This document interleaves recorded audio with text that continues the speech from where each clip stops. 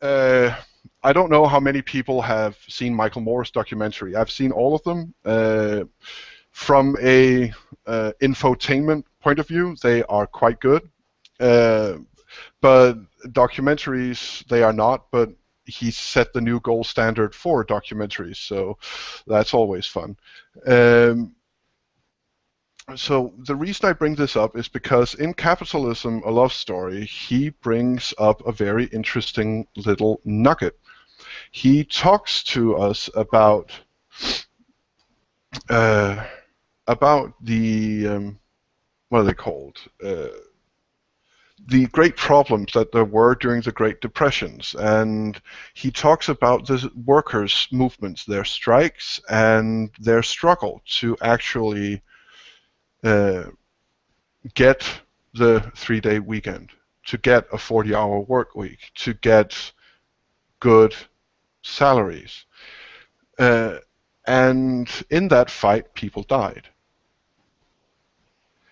People died, quite literally. I mean, people talk about there are people who die for your right to vote, and especially, I imagine, for the minority communities, that is much more present in the forefront of your way of thinking, because that was in the 60s and it's still being challenged. But for white people, it's like, yeah, so some people fought back in the 1700s for my right to vote. I can't really relate. But what about your right to just be? So you should right now be seeing a picture of the National Guard arriving at the Flint train station. They were sent there by FDR in agreement with the governor of the state of Michigan. They were sent there to protect the workers at the Ford factory who were on strike, because they were quite literally being killed by people hired by Ford to keep his workers in line, and by the police. People who are surprised about police, by the way, like, oh, you're talking about police like they're this corrupt organization, and well, that has actually been the police all over, like, forever. There is the way that police have been working in United States. Like, there are people who can talk at length about how the police were formed to keep slaves in line and chase them down, but you also have just the fact that the police, since day one, uh, were starved of money and was dependent on money interests and politicians to get what they needed to do their job. And even when they didn't get that, they still took what they wanted, a lot of them anyway. Now, the police have been tried to be reformed in the last 50, 60 years, and a narrative surrounding the police as neutral arbiters have been formed. But police not being in the pocket of the powerful, not working against the middle class, is a new thing. And it is actually, again, already being challenged. Even if you go to Europe, where there are traditions of police being neutral for longer than in the States, you again, if you go back to the Industrial Revolutions, when the workers in Europe were striking and trying to form unions, the police came along and bashed in their skulls at the behest of the factory owners.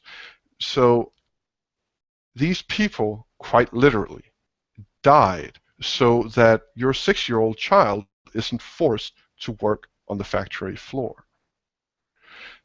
So remember to put things into perspective.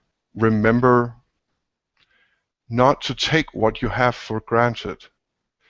Remember to fight injustice. And remember, like Jon Stewart, he told us to do in his last show, to call out BS of the bullshit mountain caliber whenever and wherever you see it. But don't make everyone else an enemy while you do it. while there are certainly people in the Republican Party I will disagree vehemently with on a lot of things, I do not believe that they do or say what they do to be evil.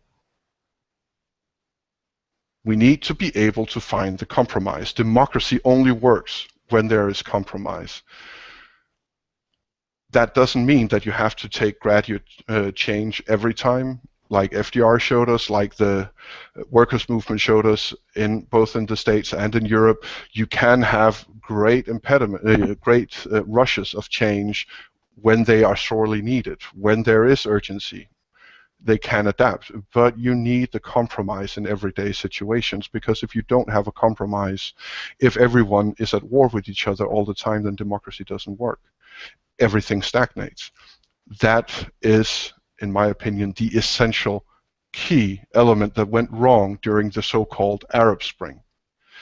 It wasn't there was a lot of things concerning the military, of course, and the militarization of civilians, but after the elections were held, you had people who were all ideologues, a lot of them, who didn't know how to make compromise, who didn't know how a democracy worked or any of the operating principles behind democracy.